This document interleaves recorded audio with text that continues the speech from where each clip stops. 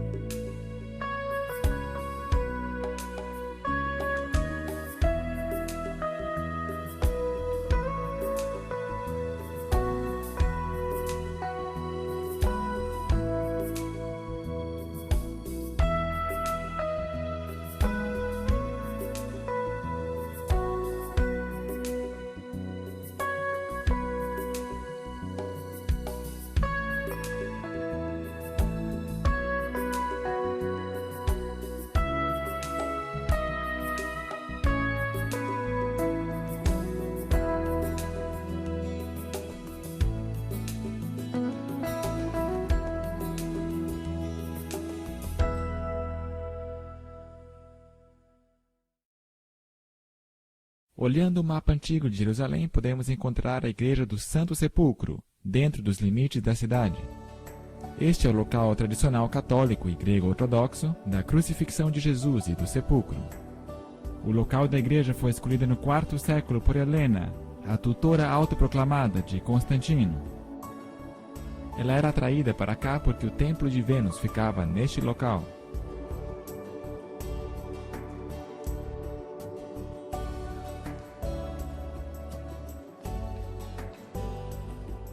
Ao entrarmos na igreja, podemos ver o mural sobre a crucifixão e sepultamento de Jesus Cristo.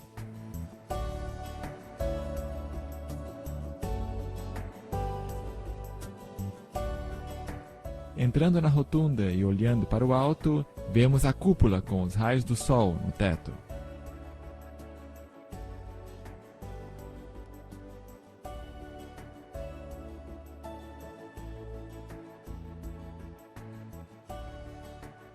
Nos focamos então na tumba e fazemos a pergunta: seria este o verdadeiro local onde crucificaram e sepultaram a Jesus? Está este local em conformidade com a Bíblia?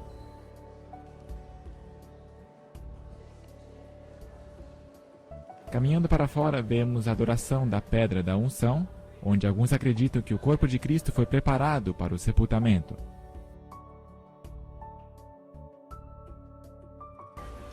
Da igreja, estaremos indo em direção norte, ao portão de Damasco.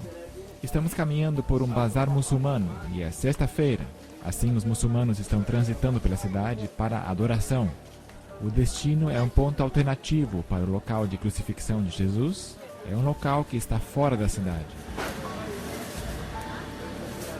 João, capítulo 19, verso 20, diz que o local da crucifixão era perto da cidade. Isso nos diz que ele foi executado fora dos muros da cidade.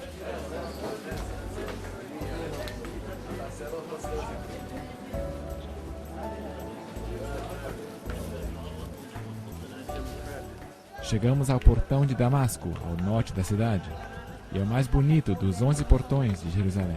Essas paredes foram construídas no 16º século pelo turco otomano Süleyman I.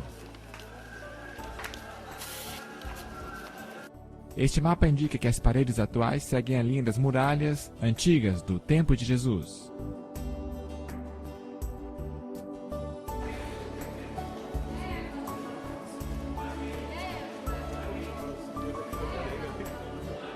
Fazendo nossa caminhada pelo portão grande, vemos adoradores que entram na cidade.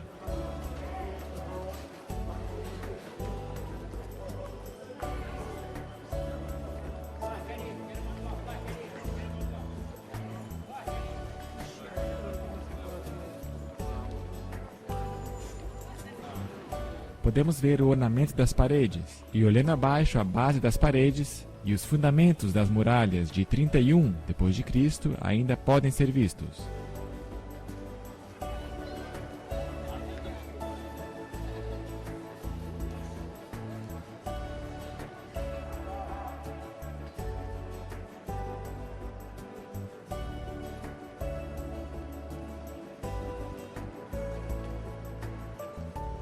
Daqui vamos em direção ao nordeste, uma distância curta, um local identificado como a Gruta de Jeremias.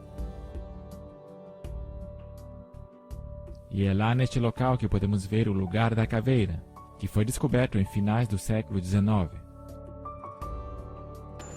Estamos caminhando apenas um curto trajeto em direção norte na estrada de Nablus. Logo retornamos em direção ao leste na rua Konrad Sieck e completamos a caminhada rumo à Tumba do Jardim.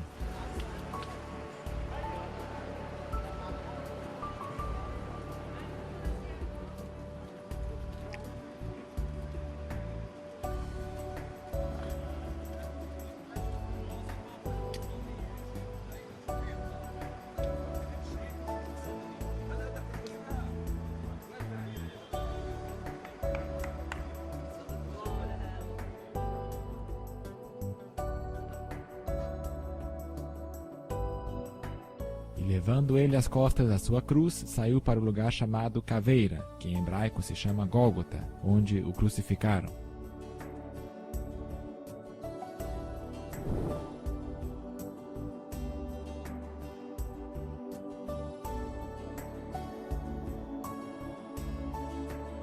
Caminhando nesse jardim, vamos a um ponto de observação chamado Caveira.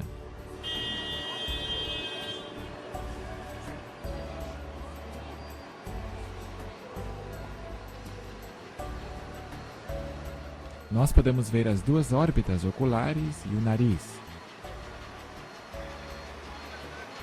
Veja, os dois olhos e o nariz.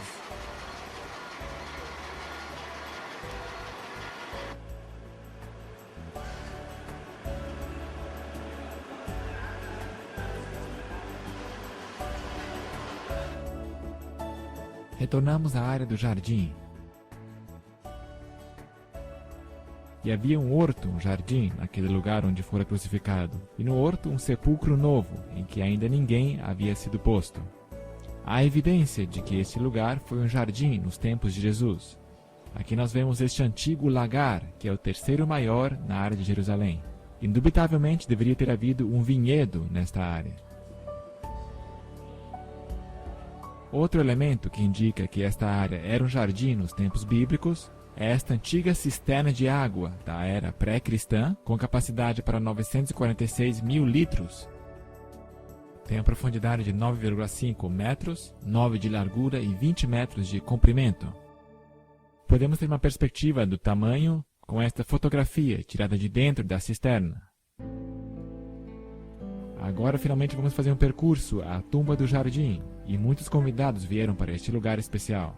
A tumba foi descoberta em 1867 e foi extensivamente pesquisada em 1883 pelo general Charles Gordon, que associou este lugar ao local da caveira, a área da crucifixão de Jesus. A Bíblia nos diz que José de Arimateia era um homem rico. Assim podemos esperar que a tumba que ele construiu seria bastante extravagante e larga. Há várias cruzes antigas associadas com a tumba. A cruz maior está à direita da tumba e foi esculpida no escarpamento.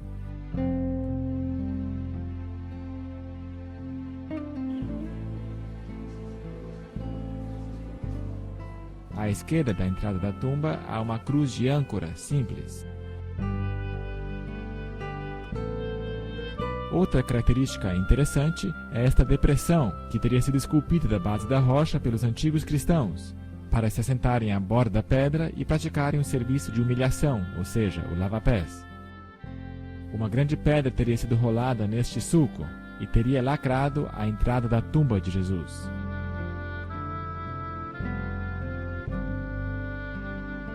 E colocou-o no seu sepulcro novo, que havia talhado em rocha, e rolando uma grande pedra para a porta do sepulcro, retirou-se. Então eles foram para vigiar a tumba, selando a pedra. À esquerda da entrada da tumba estão os ferros cravados pelos soldados romanos para impedir que a pedra rolasse para trás e abrisse a tumba. Na manhã da ressurreição, um divino e poderoso anjo facilmente quebrou este selo e rolou a pedra, abrindo a tumba. E olhando, viram que a pedra estava revolvida, e era ela muito grande.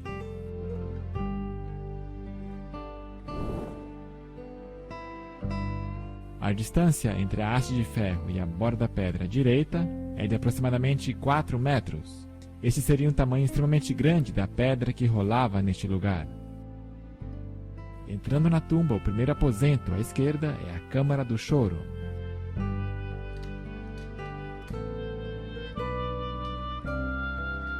Ao olhar para a direita, podemos ver uma cripta que foi usada. A área para os pés foi esculpida alongando o lugar para o sepultamento. É aqui onde o Filho de Deus descansou depois de ter vivido, por nós, uma vida de entrega e sem pecado. À direita há uma cripta nova. Então volvemos a câmara para a cripta antiga, onde anjos poderiam ter se sentado na manhã da ressurreição de Cristo.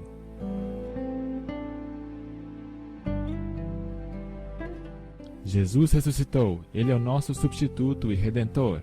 Louvado seja o nosso Deus. E havia um horto naquele lugar onde fora crucificado, e no horto um sepulcro novo, em que ainda ninguém havia sido posto. Por isso sabemos que o local da crucifixão estava perto de um jardim, com uma tumba, precisamente a área que visitamos. Assim temos o Gólgota, o local da caveira, à nossa direita, e o jardim da tumba à esquerda, e no meio o local da crucifixão de Jesus Cristo. Jerusalém foi construída no Monte Moriá, cujo contorno aparece aqui no mapa em azul. Foi aqui que Deus pediu que Abraão sacrificasse seu filho Isaque aproximadamente 2000 anos antes de Cristo. Deus, entretanto, ofereceu seu próprio filho para ser sacrificado nesta mesma montanha. A área verde é a porção norte da montanha, a área mais alta do Moriá, onde fica situado o Gólgota. Esta área é de interesse especial. A escarpa de pedra calcária, mostrada aqui com partes esculpidas que eram usadas pelos romanos para as crucifixões.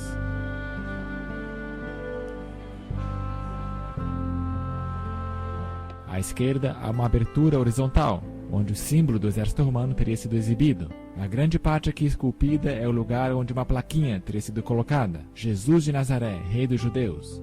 Tem um topo curvado e um batente plano. Nossa equipe da Art Discovery International achou partes esculpidas na pedra semelhantes ao de Cesareia Filipe. Eles tinham um topo curvado e um batente plano, onde avisos e placas eram colocadas. E tremeu a terra e fenderam-se as pedras, diz a Bíblia. Uma fenda grande ou rachadura começa no topo da escarpa, então se estende para baixo na superfície da pedra. Hoje a fenda está preenchida. Ela se conecta com os cortes esculpidos, onde as plaquinhas eram colocadas.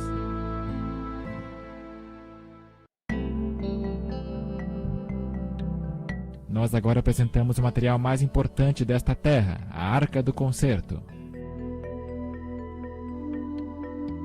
Embora não serão exibidas fotos desse objeto hoje, nós temos o testemunho fiel de Ron White, cuja credibilidade foi estabelecida pelas outras descobertas que nós acabamos de ver. Deus usou a Ron White para fazer estas descobertas. Assim nós podemos confiar no seu testemunho com respeito a esta mais importante descoberta. No tempo designado por Deus, todos nós veremos esta descoberta incrível. Aqui está Ron White e a Arca do Concerto. Eu tive uma experiência incomum, diz ele. Deus me ajudou a encontrar os restos da Arca de Noé. Ele me ajudou a encontrar os restos das partes de carruagens egípcias, de cavalos, de pessoas do Mar Vermelho, no Golfo de Aqaba. Eu tinha ido ao Oriente Médio com os meus filhos e recebemos treinamento em mergulho. estávamos indo para resgatar partes das carruagens. Por causa de descuido, sofri algumas queimaduras de sol, a ponto de minhas pernas e pés incharem, e eu não pude usar meu equipamento de mergulho. Eu subi para Jerusalém mancando muito e desencorajado, esperando que a data do voo de regresso no meu bilhete chegasse e pudesse então voltar para casa. Não tínhamos dinheiro para trocar a data do voo. Durante esse tempo eu andava mancando pela cidade.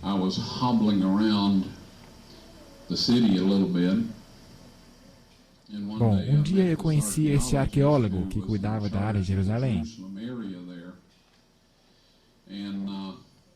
Eu não fazia ideia da razão por que ele estava falando comigo.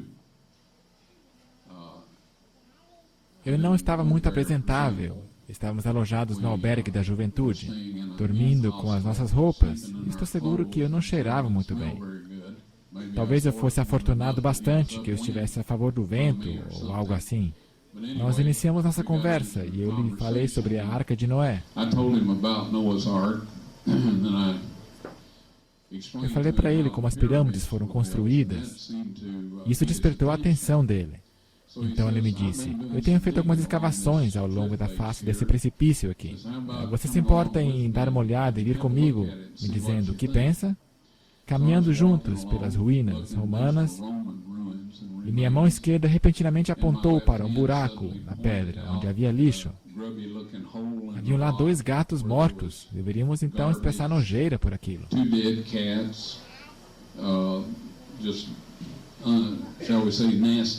E a minha boca involuntariamente disse, aqui é a gruta de Jeremias, e a Arca do Concerto está lá. O sujeito disse, isso é maravilhoso.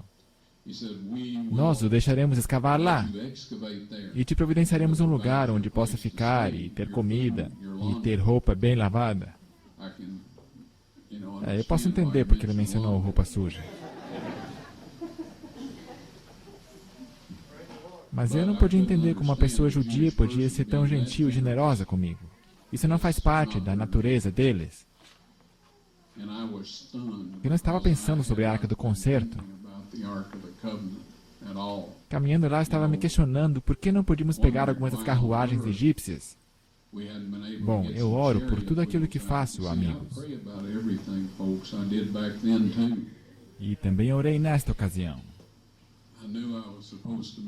Eu sabia que a arca deveria estar em algum lugar ali, mas eu não fazia ideia de que lugar exatamente.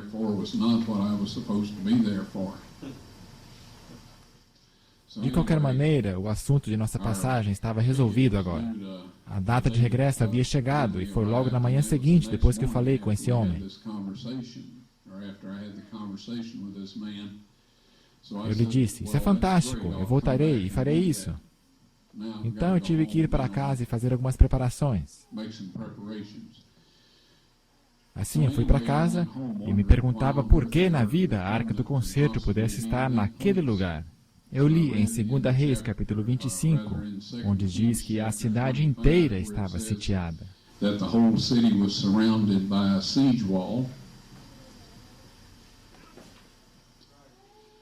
Assim, fui persuadido que a Arca do Concerto realmente estava naquele lugar, porque eu sabia que um pouco de força sobrenatural tinha usado meu braço e minha voz naquele momento. E quando isso aconteceu, eu não sabia que força tinha usado meu braço daquele jeito. A Bíblia nos diz que devemos provar os espíritos para ver se vem de Deus. Nós não devemos nos lisonjear e pensar que porque eu oro, qualquer coisa que sai da minha boca provém de Deus. Nós temos que conferir isto segundo a lei e o testemunho, embora isto venha de nós mesmos.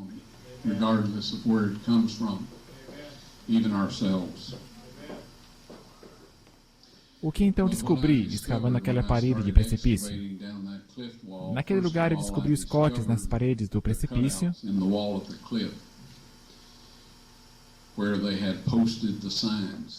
onde eles tinham postado a placa Jesus de Nazaré, Rei dos Judeus.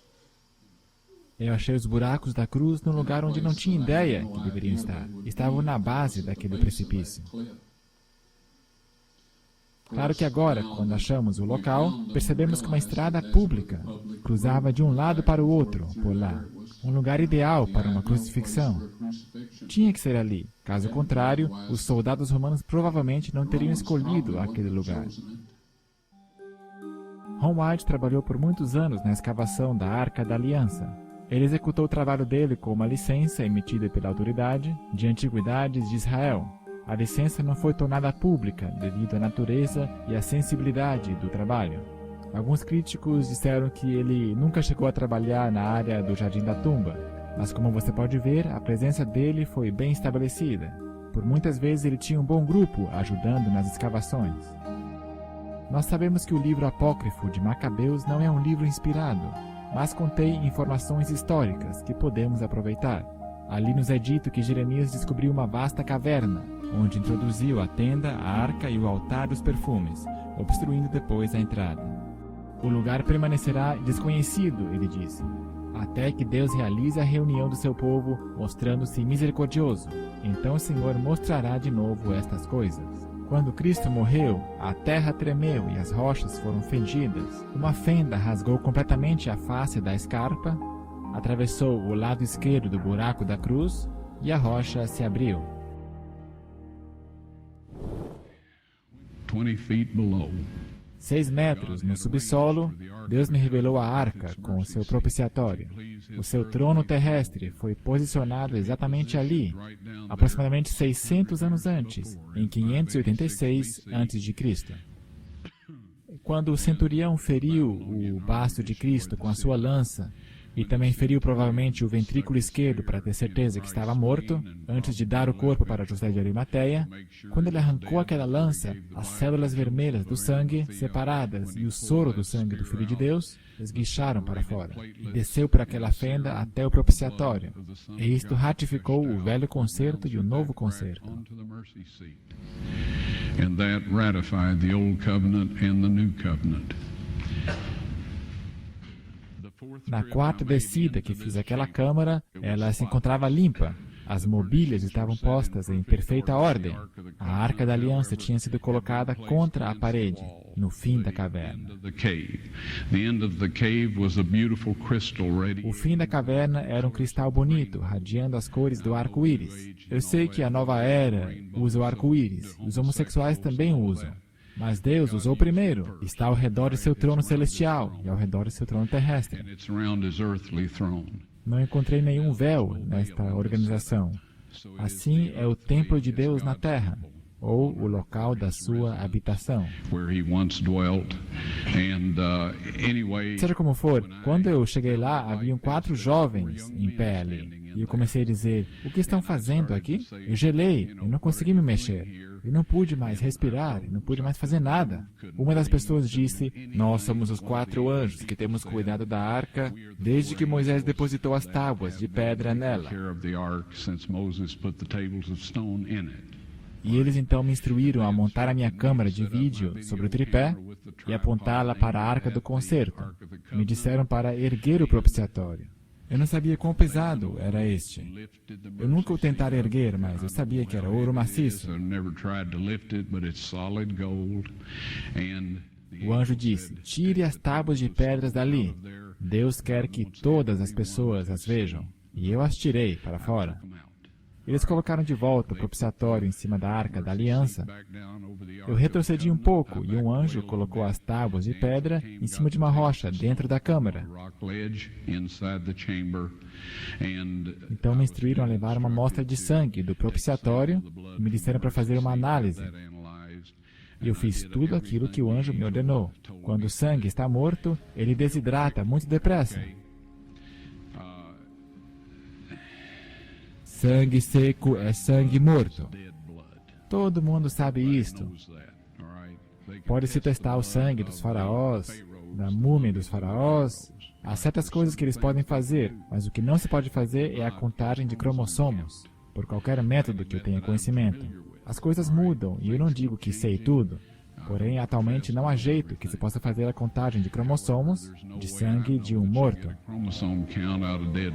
Você pode localizar o DNA e algumas coisas, mas não há contagem de cromossomos. E isto é feito nas células brancas do sangue. Em primeiro lugar, eu levei o sangue a um laboratório em Israel para análise. E eu perguntei a algumas pessoas com as quais eu trabalhava em antiguidades, me informando onde havia um bom laboratório, que faz trabalho bem seguro. E eles disseram que aquele tal era o melhor. Então eu levei a amostra para lá e disse, por favor, examinem este sangue e me diga tudo o que puder sobre ele para mim. Eles concordaram. Disseram, nós vamos fazer uma reconstituição. Vamos pô-lo em salobra, em temperatura do corpo durante 72 horas, com movimento suave.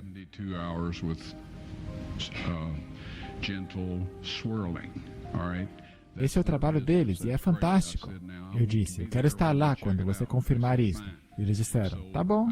Bom, quando eu retornei, eles haviam examinado o sangue e disseram, de cara nós já percebemos que se trata de sangue humano. Eles fizeram todos os testes que poderiam fazer. Então eu disse, pegue algumas das células de sangue branco e o ponha em crescimento médio e deixe em temperatura do corpo durante 48 horas. E eles disseram, não é bom porque é sangue morto. Eu disse, por favor, faria isto para mim? Eles disseram, bom, nós vamos fazer. Eu disse, eu quero estar aqui quando você tirar e examinar isso.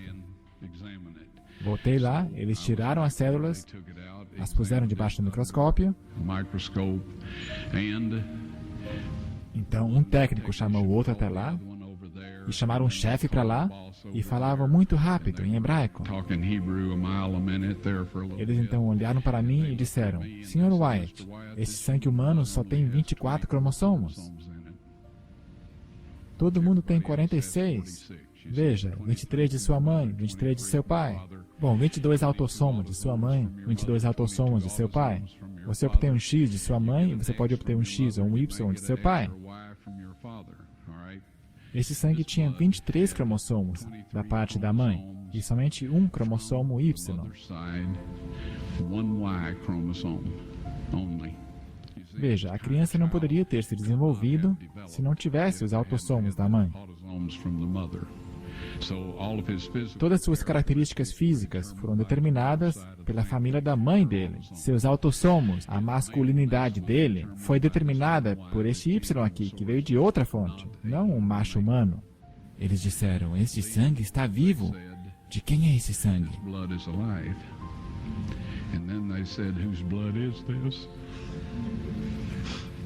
Ron Wyatt emocionado, chorando.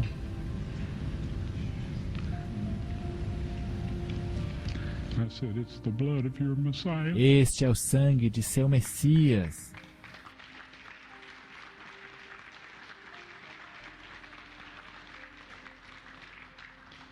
Eu vos asseguro, as vidas desses homens mudaram.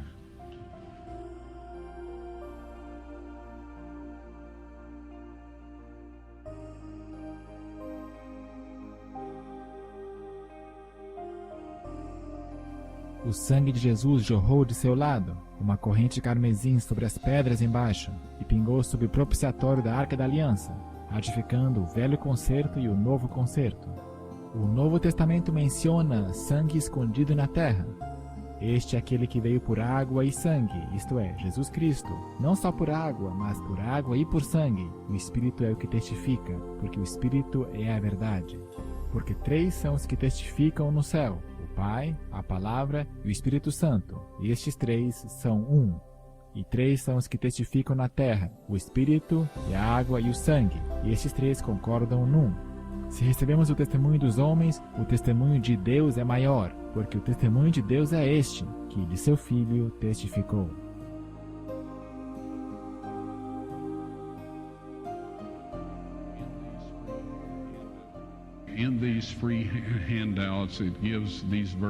Nesses folhetos grátis há alguns versos. Agora eu compartilharei alguns com vocês. 1 João capítulo 5, versos 8 e 9 diz: E 3 são os que testificam na terra, não sobre a terra, mas na terra, ou seja, dentro dela, no subsolo.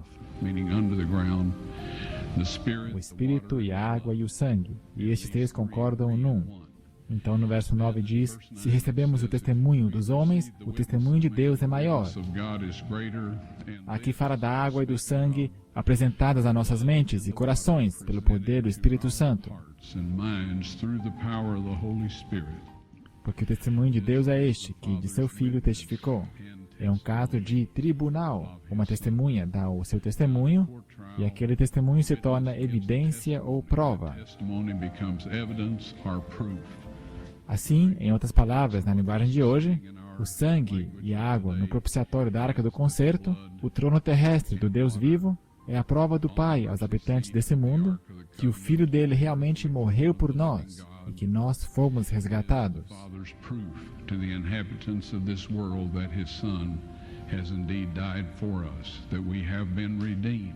E que nós podemos ir a Ele no nome e no sangue do Filho dele. Recebemos perdão e restauração dele. Como registrado no capítulo 22 de Apocalipse, no verso 14, bem-aventurados aqueles que guardam seus mandamentos, para que tenham direito à árvore da vida e possam entrar na cidade pelas portas. O pagamento, queridos amigos, foi feito. E no tempo designado por Deus, você e eu poderíamos ver a prova, por vocês e por mim mesmo. Eu creio que a Arca da Aliança ficará onde está pelo resto da eternidade. A prova de Deus, o Pai, para os habitantes dessa terra. Há algumas coisas que acontecerão no futuro, envolvendo 144 mil, que verão isto.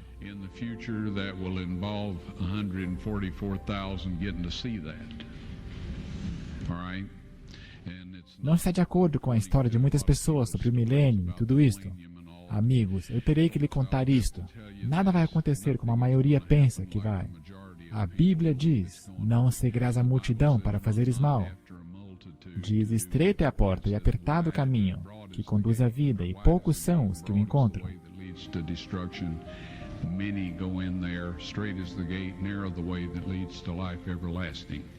Assim, todas essas doutrinas sobre o milênio e muitas coisas são fábulas cuidadosamente inventadas. Não vai acontecer desse modo. Nós precisamos ir para o Pai, no nome e no sangue de seu Filho, pedir perdão e restauração à semelhança dele. Leia a versão King James da Bíblia, avidamente e com oração. E Deus revelará a você o que nós precisamos saber para estarmos prontos. Mas eu não penso que a arca será tirada fora, apenas as tábuas de pedra e o vídeo.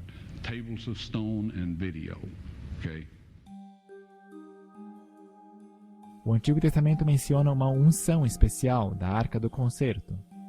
70 semanas estão determinadas sobre o teu povo e sobre a tua santa cidade, para cessar a transgressão, para dar fim aos pecados e para expiar a iniquidade, e trazer a justiça eterna, e selar a visão e a profecia, e para ungir o Santíssimo.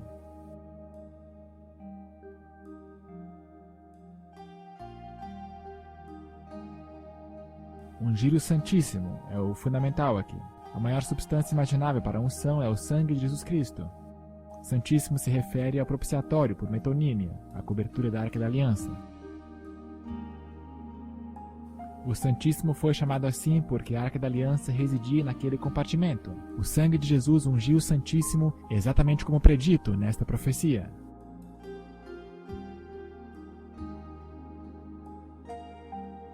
Ele nos amou a nós e enviou seu Filho para a propiciação pelos nossos pecados. A palavra propiciação, em inglês antigo, significa assento de clemência. Jesus é o assento da clemência. É pelo sangue de Cristo, no assento da clemência, que nós temos clemência hoje e o perdão dos pecados. A vida sem pecado dele é representada pelo sangue sem pecado. Temos clemência e perdão, se após a quebra da lei estamos arrependidos. E tomará do sangue do novilho e com o seu dedo espargirá sobre a face do propiciatório, para o lado oriental. Por centenas de anos se aspergia sangue de touros e cabras ao leste, enquanto se mantinha o lado ocidental do propiciatório desocupado. Deus estava planejando que o sangue de seu Filho fosse ali aplicado, o lado desocupado, ocidental, do assento da clemência. O teu caminho, ó Deus, está no santuário. Nossa salvação viria através do sangue de Cristo, aplicado ao propiciatório da arca. Este era desde o princípio o plano de Deus. O sangue de Cristo ungiria o propiciatório da arca, com os 10 mandamentos dentro, cumprindo o novo concerto e concedendo clemência ao gênero humano. Porque há um só Deus e um só mediador entre Deus e os homens, Jesus Cristo, homem, o qual se deu a si mesmo em preço de redenção por todos, para servir de testemunho a seu tempo. Este é um evento futuro, onde todo o gênero humano, a seu tempo, a evidência irrefutável de que Jesus Cristo é o Messias. Porque a vida da carne está no sangue, pelo que eu vou-lo tenho dado sobre o altar, para fazer expiação pelas vossas almas. O sangue de Jesus teve que ser aplicado à arca, para fazer expiação pelos nossos pecados. A vida sem pecado dele estava naquele sangue. Ele reconciliou nossos pecados quando foi aplicado no propiciatório. O propiciatório tem uma moldagem de coroa com um sino significando vida, uma romã significando ressurreição. Representavam a Jesus, nossa ressurreição e vida. Um dos objetos do Sr. White contribuiu para a autoridade de antiguidades de Israel, e esta pequena romã de marfim tem uma inscrição ao redor declarando: Santo ao sacerdócio, pertence ao templo de Javé. Este é o único objeto publicamente conhecido do primeiro templo, o Templo de Salomão. Está estampado em um selo de Israel, próximo a uma imagem do Templo de Salomão. A romã de marfim está exposta hoje no Museu de Israel, sob segurança. Como um cordeiro foi levado ao matadouro, Isaías 53, 7.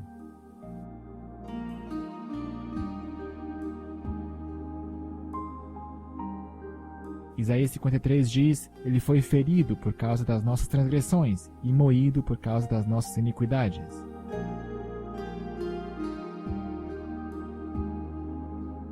Hebreus confirma que Cristo veio o sumo sacerdote. Jesus desceu e salvou o homem da cova do pecado. Jesus guardou a lei, e ela então poderia ser guardada por nós em conexão com ele.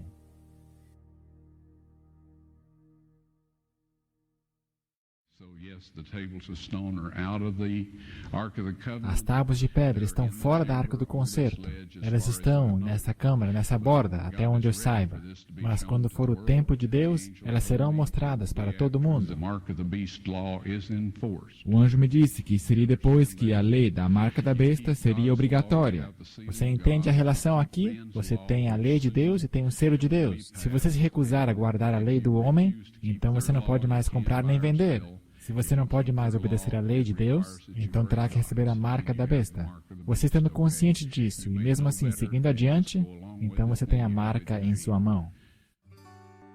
Grandes desastres virão sobre a terra, no tempo de provação da marca da besta.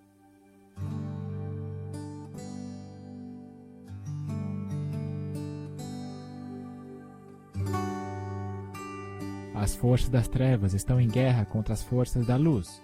E há uma grande batalha pelas nossas almas. No futuro próximo, isso culminará com a confrontação da marca da besta. Aqui nós temos o primeiro grupo, os perdidos. Não tem repouso nem de dia nem de noite, os que adoram a besta e a sua imagem, e aquele que receber o sinal do seu nome. Essas pessoas receberam a marca da besta.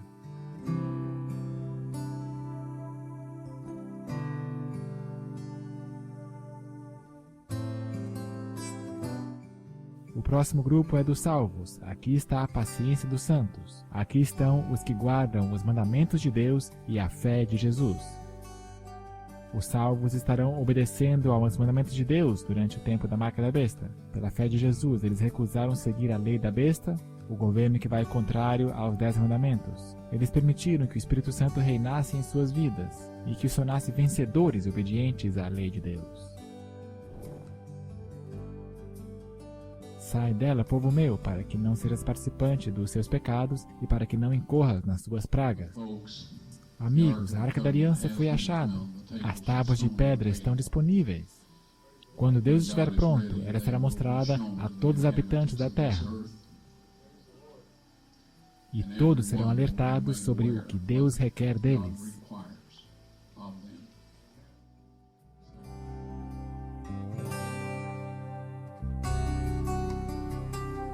Bom, no futuro próximo, quando a lei da marca da besta for obrigado e forçar os homens a violar um dos 10 mandamentos, Nesta época, os resultados de testes mostrando o número desigual de cromossomos serão mostrados ao mundo inteiro, assim como o vídeo da arca com os 10 mandamentos. Isto concluirá a pregação do Evangelho para o mundo. Todo gênero humano que não confessar os pecados no nome de Jesus e não obedecer os 10 mandamentos pelo Espírito Santo, receberão a marca da besta e estarão perdidos. Todas essas pessoas estarão em dificuldades com o governo. Caso contrário, estarão em dificuldades com Deus. Cristo então voltará para levar o seu povo ao lar. Não quebrarei a minha aliança, não alterarei o que saiu dos meus lábios. Salmo 39, 34.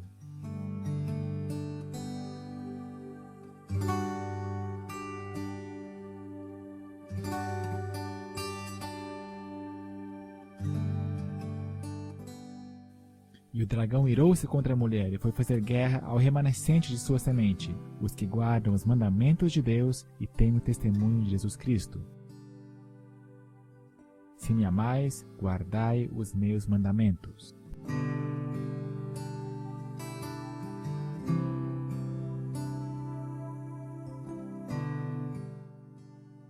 Paulo em Gálatas diz: já estou crucificado com Cristo, e vivo não mais eu, mas Cristo vive em mim. E a vida que vivo agora na carne, vivo-a na fé do Filho de Deus, o qual me amou e se entregou a si mesmo por mim.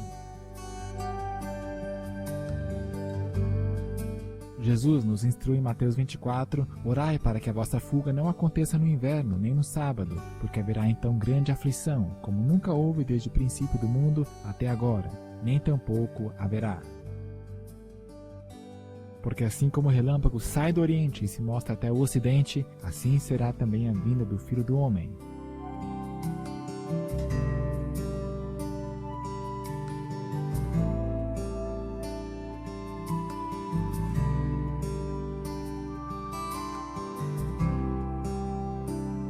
E vi outro anjo voar pelo meio do céu, e tinha o Evangelho eterno para proclamar aos que habitam sobre a terra, e a toda nação, tribo, língua e povo, dizendo com grande voz: temei a Deus e dai-lhe glória, porque é vinda a hora do seu juízo, e adorai aquele que fez o céu, a terra e o mar e as fontes das águas. Em Apocalipse 14, o segundo ano se seguiu, dizendo: caiu Babilônia, aquela grande cidade, que a todas as nações deu a beber do vinho da ira de sua prostituição.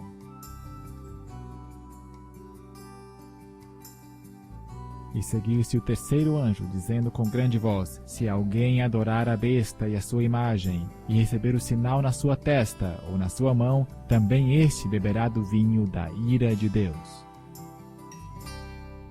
Então aparecerá no céu o sinal do Filho do Homem, e todas as tribos da terra se lamentarão, e verão o Filho do Homem, vindo sobre as nuvens do céu, com poder e grande glória. Quem é justo, faça injustiça ainda, e quem está sujo, suje-se ainda. Quem é justo, faça justiça ainda, e quem é santo, seja santificado ainda. Eis que cedo venho, e o meu galardão está comigo, para dar a cada um segundo a sua obra.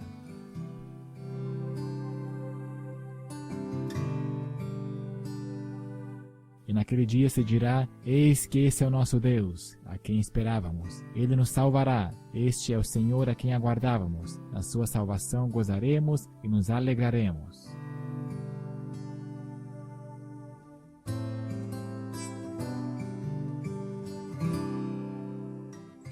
Eis que vem com as nuvens, e todo olho o verá, até os mesmos que o transpassaram, e todas as tribos da terra se lamentarão sobre ele. Sim, amém.